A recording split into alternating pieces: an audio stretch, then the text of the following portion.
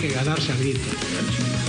Hemos tenido ya un adelanto de la conversación que vamos a tener con dos personalidades, en verdad, que van a comentar un libro que se presenta hoy día, el libro sobre José María del Pando y la utopía monárquica, de un autor alemán, Peter Baltes, José María del Pando y la utopía monárquica. Estamos hablando de los doctores Francisco Tudela y Fernán Altuve Febres. Coincide esta publicación, que sin duda es fenomenal, en verdad, primero con la Feria del Libro, pero en segundo lugar, esta feria y los años anteriores han venido marcando en el Perú una presentación y un examen de los proyectos, de las utopías, en verdad, que han dominado nuestra república y que no cuajaron pues finalmente y por eso estamos siempre en este estado de incertidumbre y de dualidades o particiones, ¿no es cierto? Yo acabo de estar leyendo, aparte de este libro que es apasionante, en realidad la gran figura de José María del Pando no se conoce mucho, ¿no? Tipo brillante. Acabo de estar leyendo también algo que se refiere a las ideas de la revolución en el Perú, que tiene que ver también con todos esos otros planteamientos utópicos, violentistas, en fin, que no solamente Sendero, viene desde épocas antiguas. ¿Es útil o no entrar a estas revisiones de cuántas fueron las visiones, en verdad, que en el Perú fueron dominantes en la etapa, digamos, del dominio español y finalmente en la esperanza de que la República superara muchos de los males, muchas de las quejas y nos llevara pues a un reino de mayor o mejor felicidad? Francisco Tudela. Hay aquí pues entonces un balance de realismo e idealismo. Quiero reconocer la tenacidad de Fernán Altuve y de la Fundación Ugarte del Pino, porque en el fondo él es el que impulsa este libro y es él quien me ha invitado, por lo tanto daré la opinión primero, pero en realidad le corresponde a Fernán. Yo lo que quiero decir es que acá hay dos terrenos diferentes. Uno es el terreno de las ideologías del siglo XIX, que yo diría que en el día de hoy no tienen una relevancia particular excepto para el debate histórico, porque se debatían otros temas. El tema del siglo XIX es el tema de la autoridad y de la libertad. O sea, frente a la Revolución Francesa, frente a la invasión napoleónica de toda Europa que lleva las ideas de la Revolución a toda Europa, frente a las guerras napoleónicas y la restauración monárquica después de la derrota de Napoleón. Entonces, claro, ese es un plano, que es el plano de las ideas, la lucha de las ideas, que va con una lucha de estados gigantesca, una lucha global para la época. El otro plano es el plano del estadismo, o sea, el sentido de la realidad, el comprender cómo funciona el mundo, cuáles son los equilibrios de poder, qué es lo bueno para el Perú.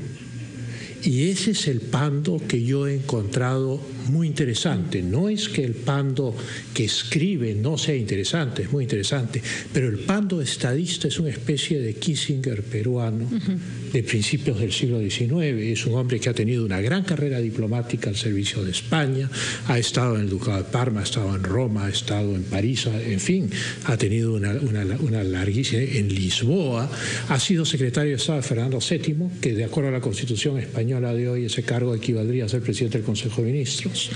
Entonces es un hombre que le hace firmar la Constitución de Cádiz a Fernando VII o lo convence, y es un hombre que se va de España cuando la Santa Alianza, los 100.000 hijos de San Luis, invaden España para imponer un régimen absolutista. Él es perfectamente consciente que el mundo está dominado por Inglaterra, que es la gran vencedora de las guerras napoleónicas, y entonces con gran sentido práctico llega al Perú en el 24 y es partidario de la monarquía constitucional a la inglesa. Es un hombre de su época, se da cuenta que eso ya no es posible acá y con gran pragmatismo apoya a Bolívar, que como va a explicar Fernán había conocido a Pando en Roma, a los Pando tenía 17 años, empezó su carrera diplomática a los 15 años. Entonces, claro, se reconocen mutuamente y Bolívar lo hace su ministro de Relaciones Exteriores y su ministro de Hacienda. Y Pando preserva la integridad del Perú en una época muy difícil en el cual la Gran Colombia quiere federar a gran parte de América. Hay problemas de límites o aspiraciones limítrofes de la Gran Colombia respecto a lo que había sido el virreinato del Perú. Está el Imperio del Brasil, que es hostil a este proyecto. Está la misma Argentina, que es hostil a este proyecto.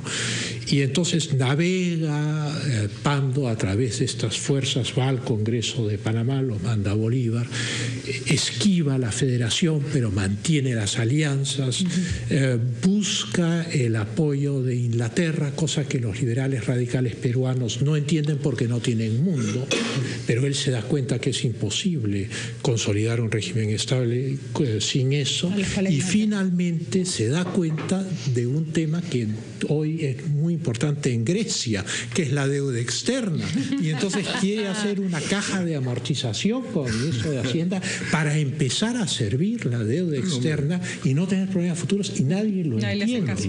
Nadie lo entiende. ¿No? Realmente un hombre con Inglaterra, además, ¿no? Quizás en esa época, ¿no? el hombre más culto de su tiempo. Más culto y con la trayectoria política europea más importante de su época en el Perú. Hay una... Muchísimas gracias. Gracias a Francisco Tudela, que nos va a acompañar el día 29 a las 4, que es la presentación en la Feria del Libro en la sala Clorinda Mato de Turner, por esta presentación, por haber aceptado presentar el libro. No son méritos míos, son méritos todos del doctor Vicente Ugarte del Pino, que a sus 92 años ha creado una fundación para dejar su legado y para promover a estas figuras no tan conocidas de la historia del Perú. Y que son consideradas, digamos, figuras de derecha, ¿no es cierto? Sí, los conservadores no tienen un lugar bajo el sol, pero a pesar de que no los quieran poner, van a resistir para ir a la playa, para ponerse en lugar positivo para recibir, porque todos aportan en el Perú, sean conservadores, liberales, radicales, o sea, el Perú está hecho de todos.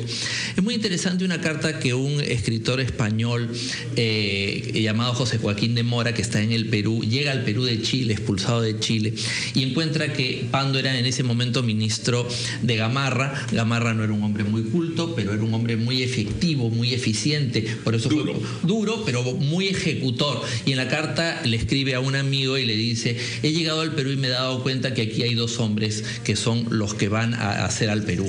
Uno Gamarra y el otro Pando. Uno tiene el talento por Pando y el otro los puños por Gamarra. Entonces, todos reconocen, hay cartas de Bolívar donde dice no Pando, obstante que Bolívar no era monárquico. No, pero ocurre una cosa muy interesante, y es lo que Francisco mencionó. Cuando Bolívar hace su juramento para libertar América en Roma en 1805, toda la iconografía habla de que él está en Roma con Simón Rodríguez, que es su maestro, y hace el juramento del Monte Sacro para liberar América.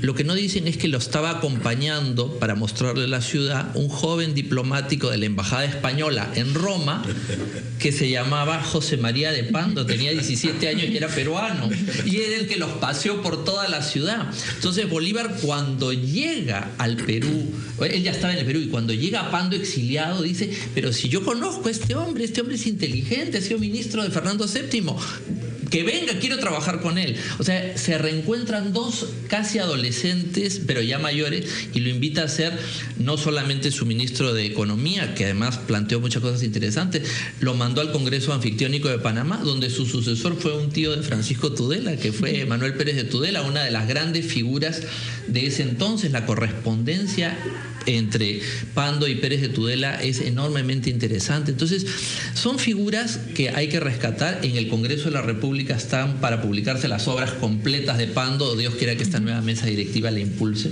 Entonces, yo creo que, como tú has dicho bien, Raúl...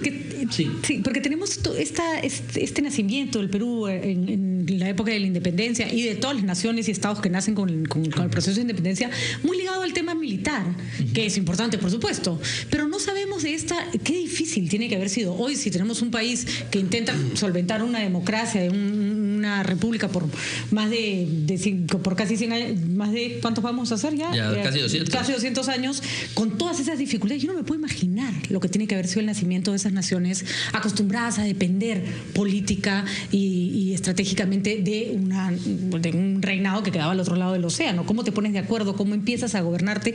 Y es esa parte de la historia de la independencia que no conocemos, ¿no? Un parto. Yo creo que lo interesante del libro de Peter Baltes es justamente el realismo político de Pando enfrentado a la falta de percepción de la realidad de los sectores, digamos, liberales más radicales, que quieren, digamos, una democracia o americana o francesa Nescafé. O sea, ya es cuestión de proclamar, tener la retórica adecuada, claro, y ya está. Pero todo eso es el nivel discursivo. Pando es un hombre que se da cuenta de las dificultades, tremendas dificultades materiales de hacer eso, y va buscando con gran pragmatismo, a pesar de que es partidario de la monarquía constitucional, pero él va buscando las opciones reales y las va tomando. ¿Y por qué la monarquía es vista como una utopía? Es vista, yo creo, como una utopía porque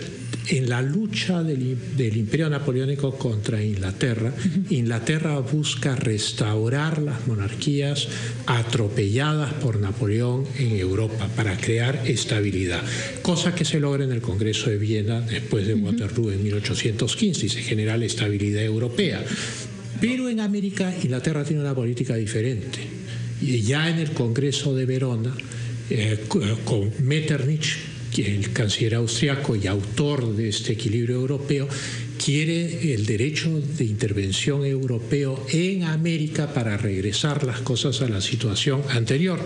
Y Canning, el canciller británico, dice la América española está libre, si sabemos dirigir bien nuestros negocios será británico. O sea, no había ninguna intención que una casa reinante europea se instale acá. Y luego Monroe, el año 23, ya había declarado una pausa y continuamos. América para los americanos.